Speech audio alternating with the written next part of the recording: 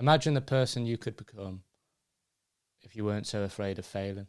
The person you would become would probably be a failure, because you'd try to do something you have no right to do given your skill set, and you'd crash and burn.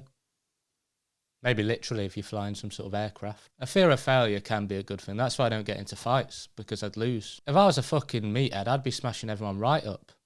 Just for looking at me the wrong way, I'd fuck you up and knock you out. If I'm being honest, I'd love to fight people if I was capable of winning. If someone asked me my opinion on fighting, I'd lie right now and say violence is dumb. We should talk things out. Just because you've got the biggest biceps doesn't mean you're in the right in any given argument. But if I was the one with the bigger biceps, I'd be like, you know what's great? Making your point using excessive physical force. Driving a car, that's something my fear of failure might be holding me back on.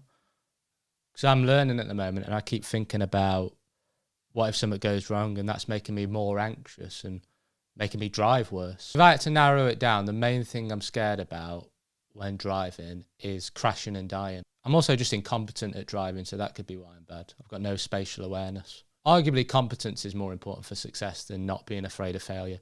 Because if you're 100% self-assured but lacking any basic skills, then you're going to struggle. If I was like, I have no idea what the clutch is or which one's the brake pedal, but I'm going to pull out into this dual carriageway and hope for the best, then that would not be good.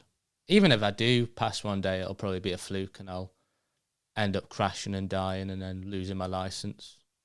If I die, I think it's guaranteed I lose my license. Certainly wouldn't help, because I think being alive is a prerequisite for going on one of those speed awareness courses.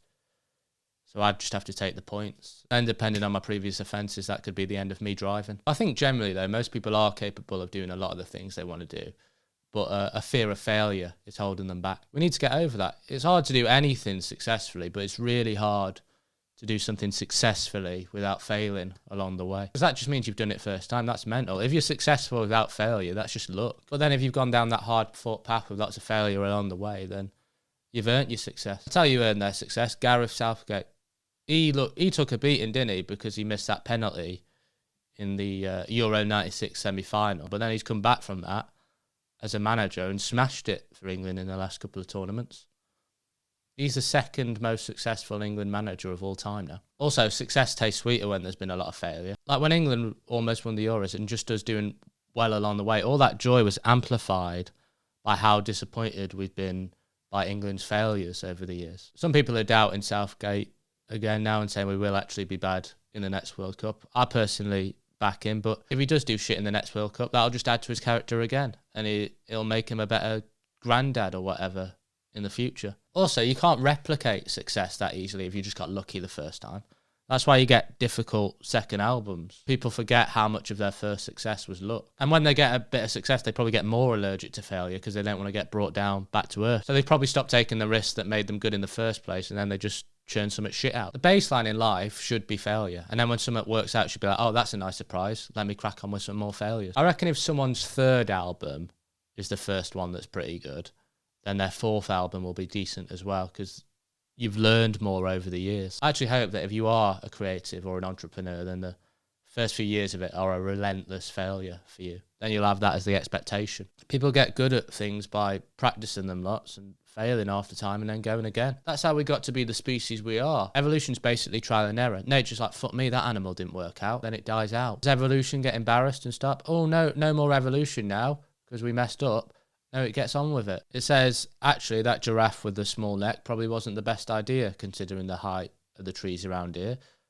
Let's crank out a lanky fuck and see what happens. Boom, we've nailed it. Don't stop, find the lanky fuck in your life and go again. Also, there are so many pricks that aren't bothered about failure that we need more people who aren't pricks who are also not bothered about failure to balance it out. Like Boris Johnson, he's been made to look a twat for his failings loads of times, hasn't he? And he just shrugs it off and keeps coming back. I know he didn't come back to be the PM again like people thought he might, but he'll probably be back in a few years doing something else. He just doesn't give a fuck. Same with Trump, he keeps coming back. He just denies his losses. I don't know if that's the healthiest attitude to failure, to be honest. But then there are people who would actually be good for something that don't put themselves forward because of probably being scared of failure. Happens with loads of things. It happens with stand-up comedy, which I do. Like, I knew from when I was 18 that I really wanted to be a stand-up comedian. And I knew others that wanted to as well, but they were like, I've got to do this graduate scheme. Comedy's unrealistic. That's such a young age to be writing yourself off. And then also you get people who do stand-up comedy who are amazing, just like pure talent. They start doing it, they do a few gigs, they smash them, then they have like one or two bad ones and they're like, I'm going to knock this on the head, I'm not going to carry on. And then you get others, no talent whatsoever, who die on stage night after night, keep coming back.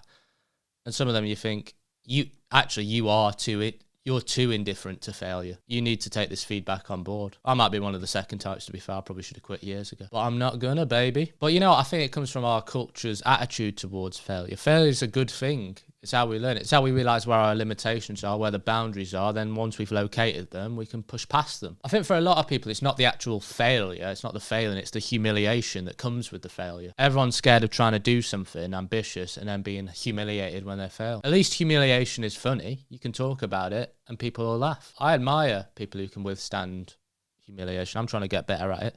Sometimes I'll drop a glass in the pub and everyone will be like, "Wee." And I'll shrug my shoulders and I'll be like, at least I've tried to do something with my life, mate. You don't just want to be indifferent to failure. You actively want to embrace it. I want to give failure a big hug, a big squeeze and say thank you. I want to be so clingy with failure that it actually distances itself from me because it's so freaked out. It's like, all right, Eric, I'll let you be a success. We celebrate success, but really we should celebrate failure. Football players celebrate when they score. They're all over each other, dancing and that.